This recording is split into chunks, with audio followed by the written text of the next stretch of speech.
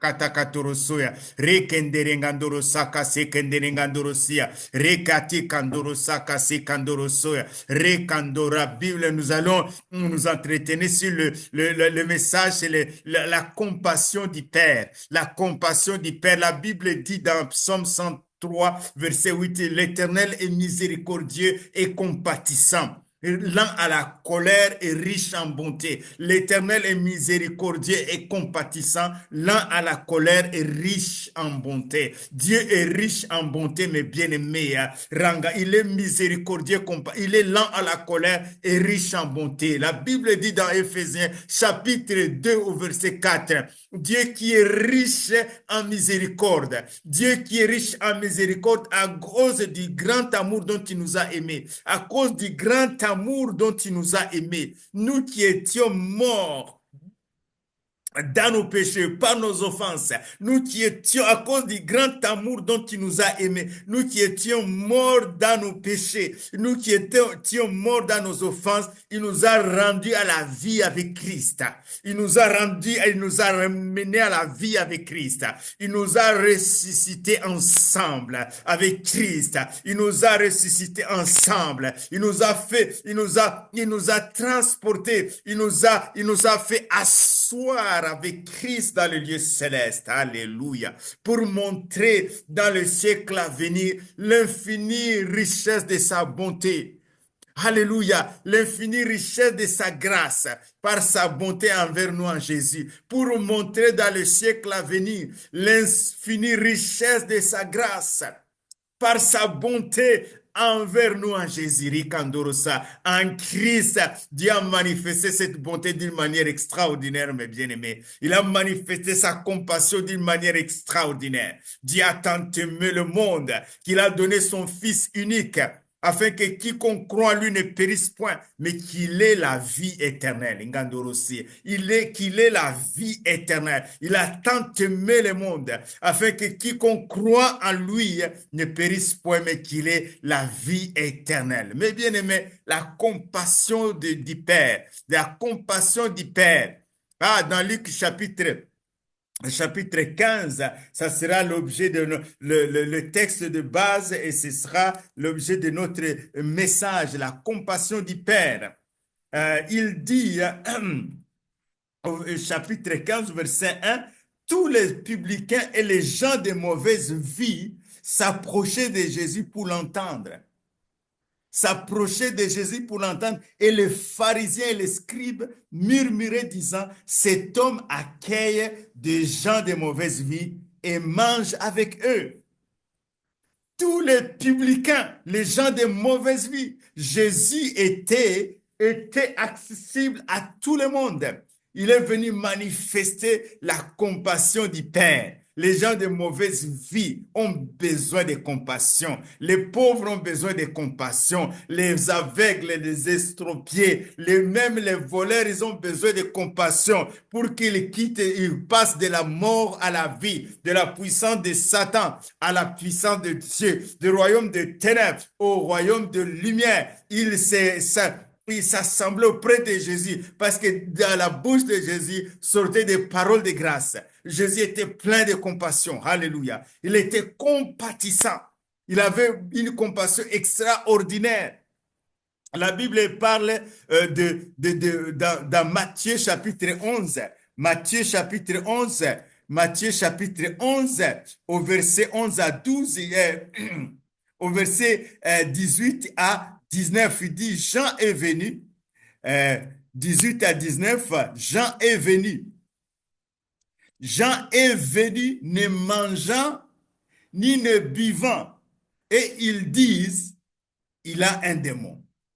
Les gens disaient, mais cet homme qui ne mange, qui ne boit pas, il ne boit pas du vin, il ne mange pas avec n'importe qui, on dit, mais il a un démon. Mais le Fils de l'homme est venu mangeant et buvant. Mangeant et buvant, et ils disent, c'est un mangeur et un buveur, un ami des publicains et des gens de mauvaise vie. Mais la sagesse a été justifiée par ses œuvres. Amen. Jésus venait, il mangeait avec Les publicains, les gens de mauvaise vie.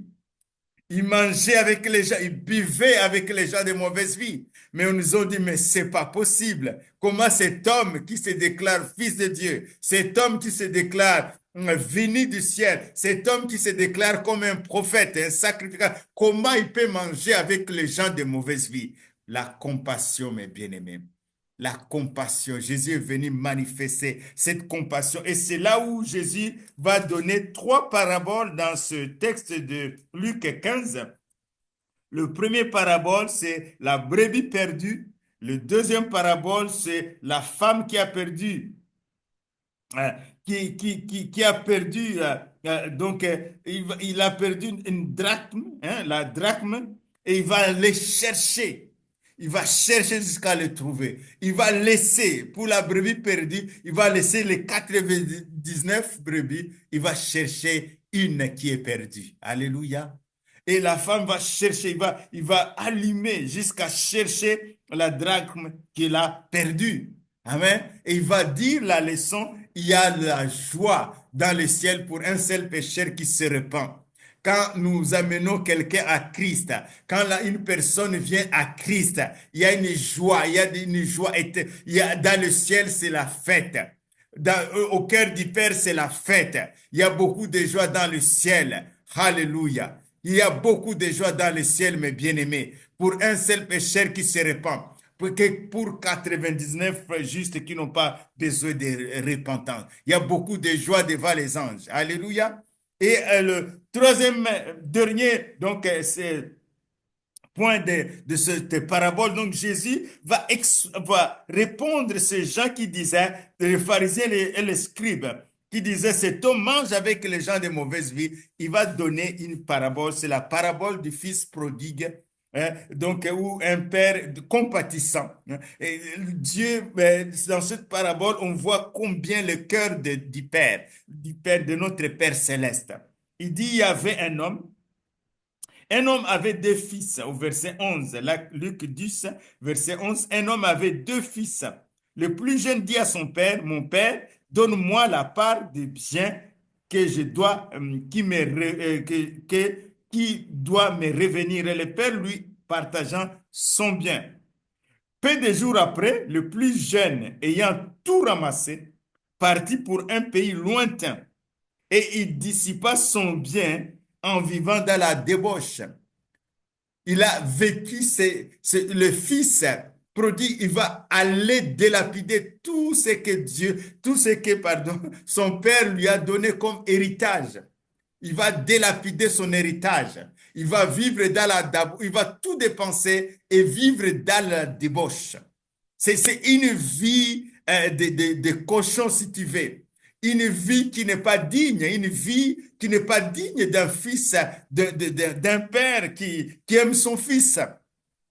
Et c'est une vie vraiment que le père ne pouvait pas souhaiter à son fils. Il va vivre dans la débauche et puis après, il va tout délapider. Lorsqu'il eut tout dépensé, même 0 €. Une grande famine survint dans ce pays et il commença à se trouver dans le besoin. Il va se trouver maintenant dans le besoin, il va tout dépenser. Il alla se mettre au service d'un des habitants du pays qu'il envoya dans ses champs garder les pourceaux. Tu t'imagines, au point de vue des Juifs qui ont entendu cette parabole, alors qu'il était interdit de manger du cochon, et ce fils prodigue va aller garder le cochon. Il va aller garder le cochon. Il avait tellement faim que même il ne pouvait pas espérer manger la nourriture de cochon. Même la nourriture de cochon, il aurait bien voulu se rassasier des carouges que mangeaient les pourceaux, mais personne ne lui en donnait. Regarde la situation de ce fils prodigue. Il est tellement au plus bas. Il est tellement sale. Il est sali par les besoins des cochons. Il est sali par, tu sais, là où les cochons se trouvent, dans le levage des cochons, c'est vraiment sale. C'est dégueulasse, comme dit le jeune. mais cet enfant, il est un juif qui est interdit de manger le cochon, qui va aller se trouver en train de garder le cochon. Et même chercher la nourriture de cochon. Manger la nourriture de cochon, personne ne lui donne. Tu comprends la situation de ce fils prodigue. Mais à un certain moment, le fils prodigue va dire, mais non, mais chez mon père, il y a de la nourriture. Et chez mon père, il y a de la nourriture. La Bible dit, au verset 17, étant rentré en lui-même, il s'est dit combien de mercenaires chez mon père ont du pain en abondance et moi, ici, je meurs de faim. Combien de mercenaires ont du pain en abondance et moi, ici, je meurs de faim. Il va rentrer en lui-même.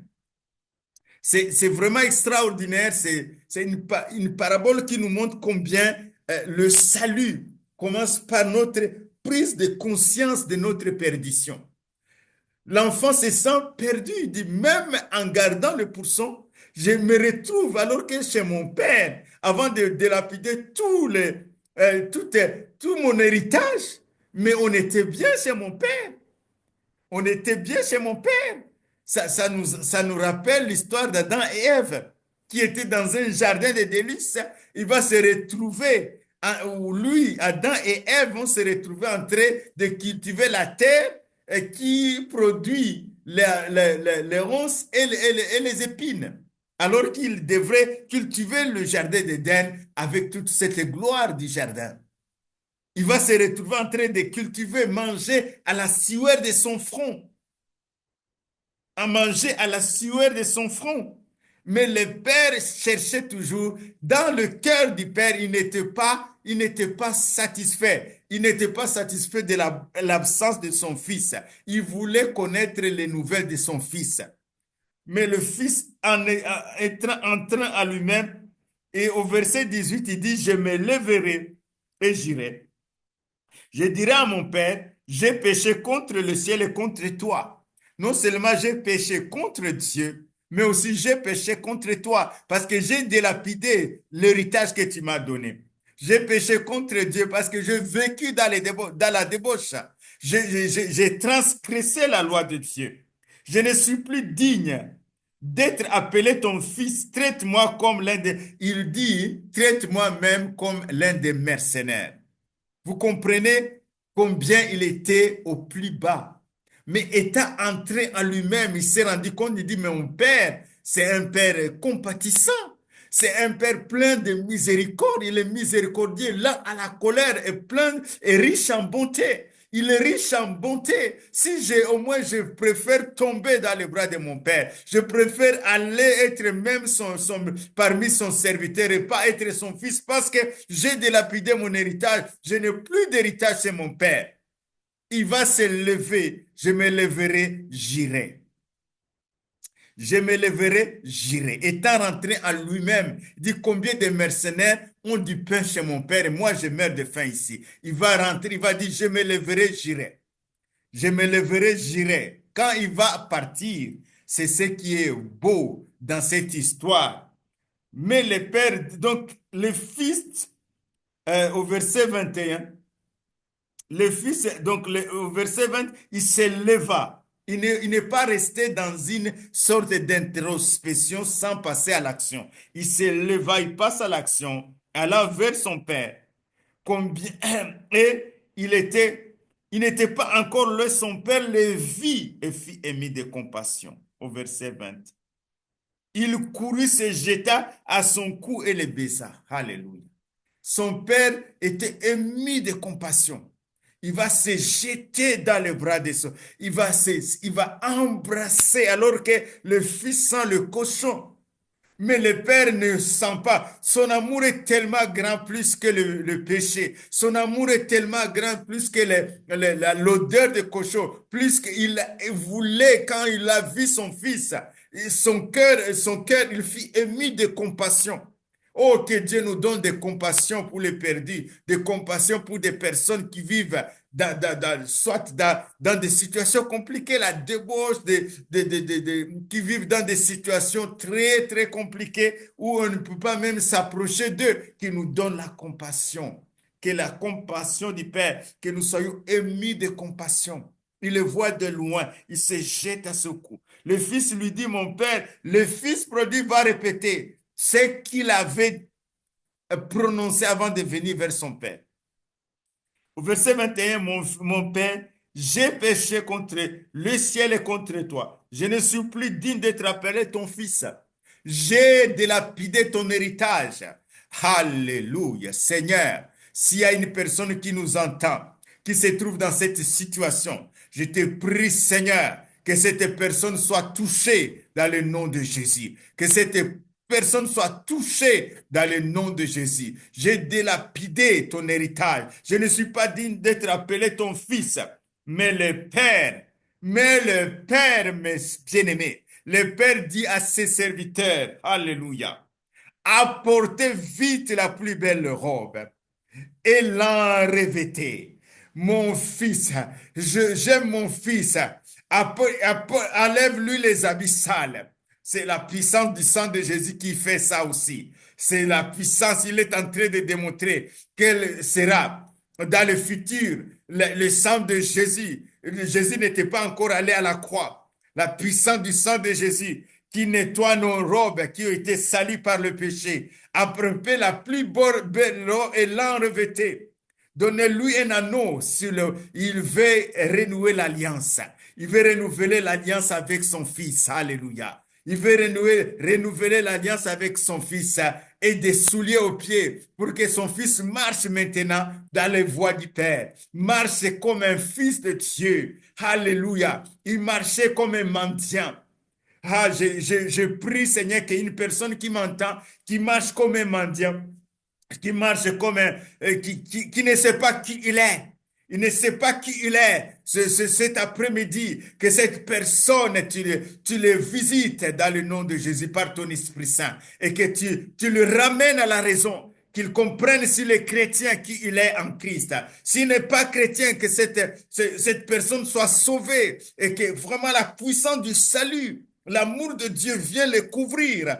La compassion de Dieu vient le couvrir afin qu'il se sente aimé par toi, aimé par toi, qu'elle lui donne un anneau, une nouvelle alliance.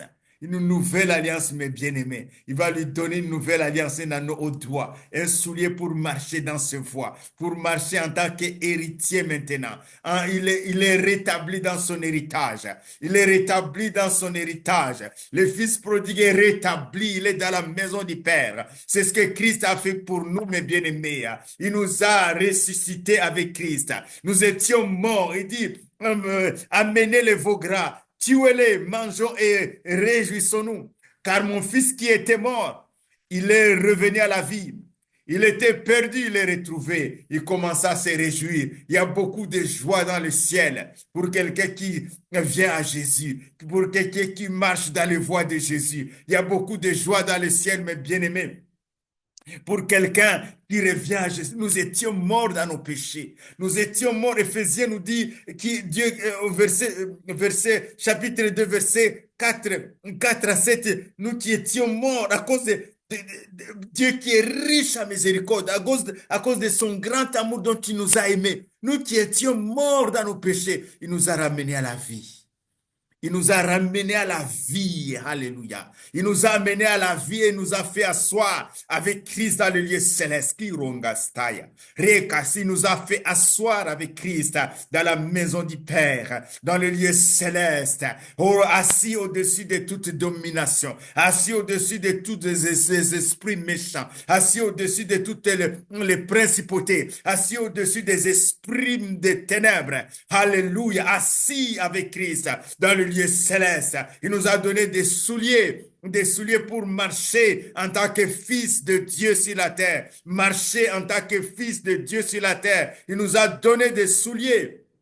te donne des souliers. Si tu as marché comme un esclave, si tu as marché comme un mendiant, Dieu te donne cet après-midi le soulier pour marcher comme un fils de Dieu, marcher comme un héritier. Tu n'es pas mendiant, tu n'es pas esclave, tu es fils. Et parce que tu es fils, tu es héritier. Dieu te rétablit dans ton héritage. Dieu te rétablit dans ton héritage. Car mon fils, voilà, il était mort. Et voici, il est revenu à la vie. Alléluia. Alléluia. Quelle grâce. Cet enfant est revenu au Père. Je prie de revenir. De revenir au Père. Alléluia. Revenez au Père. Alléluia. Revenez au Père, mes bien-aimés. Revenez au Père. Il est compatissant. Notre Dieu est compatissant. Alléluia. Notre Dieu est compatissant. Il est compatissant, mes bien-aimés. Il est compatissant. Alléluia. Rangandoroso. Il est compatissant. Et on voit aussi les caractères du fils du père, du fils du grand frère. Ils étaient deux. L'un a dilapidé l'argent, son héritage. Il revient le père. Il y a le fils aîné qui était un bon serviteur. Il servait son père comme un serviteur, pas comme un fils. Combien de chrétiens vivent et servent Dieu comme des serviteurs. Oui, nous sommes des serviteurs parce que nous sommes des porte-parole de Dieu, mais nous avons une mentalité, nous servons avec une mentalité du Fils.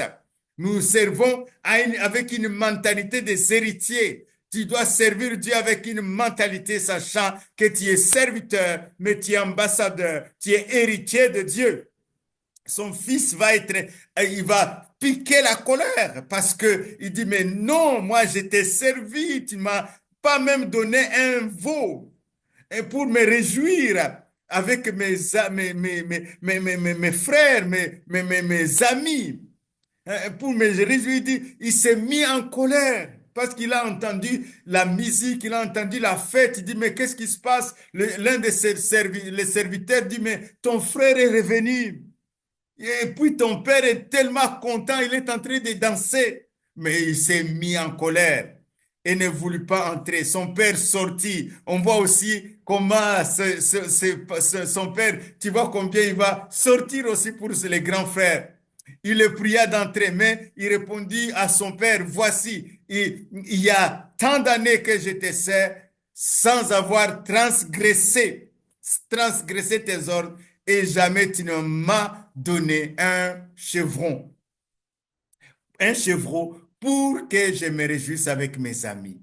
Pour que je me réjouisse avec mes amis. Mes bien-aimés, le Père va lui donner, il va dire, mais il répondit à son père, voici, hein, je n'ai pas transgressé tes ordres. Il était correct. Il était celui qui obéissait la loi, irréprochable par rapport à la loi. Mais il n'avait pas capté la compassion du Père. Je prie, Seigneur, que vraiment tu captes la compassion de Dieu dans ta situation, dans la situation des personnes pour qui tu pries, dans la situation des personnes pour qui tu ramènes au Père, tu ramènes à Dieu. Et dites à ces personnes que Dieu est compatissant. Dites à ces personnes que Dieu va les pardonner. Dites à ces personnes. Et puis, il dit, mon fils, au verset 31, mon fils lui dit le Père, tu es tous les jours avec moi, mon fils.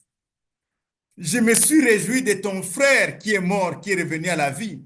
Mais tout ce qui est resté, il a pris tout son héritage, il est parti. Mais tout ce qui est resté est à toi. Il fallait prendre et se réjouir. Tout ce que j'ai est à toi.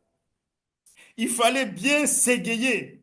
Nous allons nous égayer pour ton fils, mais ce qui reste est à toi, parce que lui, il a pris son héritage. Rangandorosika, race, tout ce que j'ai est à toi. La Bible dit que nous avons tout pleinement en Christ, en tant qu'héritiers. Tous ceux qui sont en Christ, ce sont des fils et des filles de Dieu. Et parce que nous sommes fils et filles de Dieu, nous sommes des héritiers. Alléluia. Tout ce que Dieu a est à son Fils. Et nous avons tout pleinement en Christ. Tu as tout pleinement en Christ, mes bien-aimés. Nous bénissons. C'est vraiment, Jésus voulait montrer le cœur du Père. Il voulait montrer le cœur du Père, mes bien-aimés. Oui, Dieu, il fallait s'égayer. Il y a beaucoup de joie dans le ciel. Pour un seul pécheur qui se répand. pour ce fils de prodigue qui s'est repenti de ses péchés. Il y a eu beaucoup de joie, il y a eu des réjouissances. Et c'est ce qui se passe pour quelqu'un qui vient à Jésus. Quand tu te repens et tu viens à Jésus, il y a beaucoup de joie dans le ciel. Alléluia. Il y a beaucoup de joie dans le ciel. Seigneur, merci pour ta compassion. Seigneur, merci parce que tu es riche en miséricorde, plein de bonté. Seigneur, merci parce que tu es compatissant. Merci pour cette compassion. Seigneur, tu nous remplis de ta compassion. Cet après-midi, tu nous remplis de ta compassion. Que nous ne soyons pas durs par rapport à nos contemporains.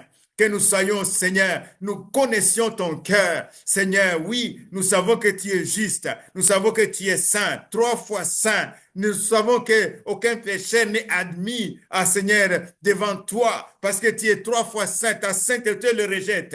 Seigneur, ta justice le frappe, ta justice le condamne, mais ton amour le pardonne. Ton amour vient réconcilier. Jésus-Christ a réconcilié le monde avec lui, avec lui. Le Père s'est réconcilié avec le monde en donnant son Fils. Dieu a tant aimé le monde. Quelle compassion! Quelle compassion! La croix nous montre la compassion ultime de Dieu pour l'humanité pécheresse. Dieu a tant aimé le monde, mes bien-aimés. Soyez bénis par l'Éternel qui a fait les cieux et la terre. Soyez bénis que cette compassion te remplisse. Quand tu pries devant Dieu, tu pries devant un Père compatissant. Quand tu demandes quelque chose à Dieu, demande quelque chose à un Père compatissant, riche en bonté. Notre Dieu est riche en bonté. Alléluia. Merci Seigneur, à toi la louange. Et si tu n'es pas sauvé, viens à Jésus, que vraiment ton cœur soit touché. Le Père est compatissant, mes bien-aimés, riche. Notre Père est riche en bonté. Il est compatissant. Alléluia. Nous bénissons Dieu pour sa parole. Nous bénissons Dieu, que cette parole pénètre ton cœur, que tu sois vraiment béni dans le nom de Jésus. Amen. Amen.